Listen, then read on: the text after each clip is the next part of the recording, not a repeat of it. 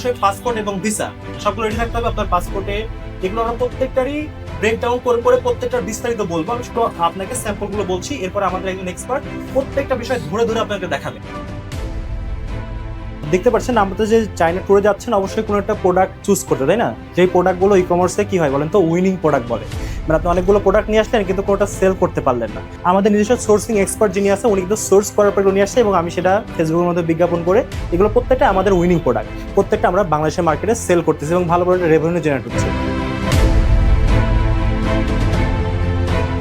আপনাদের ভিতরে অনেকেই আছেন যারা 30 তারিখে ব্যাক করবে। ওয়েন উইল ইউ রিটার্ন, আপনি কবে আসছেন? ওই যে একই কোশ্চেনের ভিতরে কিন্তু চলে আসছে। দেন ইমিগ্রেশনের আগে ওখানে সবাই ফিল আপ করে ওখানে ধীরে সুস্থে ফিল আপ। এই প্রোডাক্টটা আপনি অন্য জায়গায় যদি তৈরি করেন তাহলে ওটার কস্টিংটা যা আসবে চায়নায় তার তৈরি করলে তার চাইতে অনেক কম কস্টিং আসবে।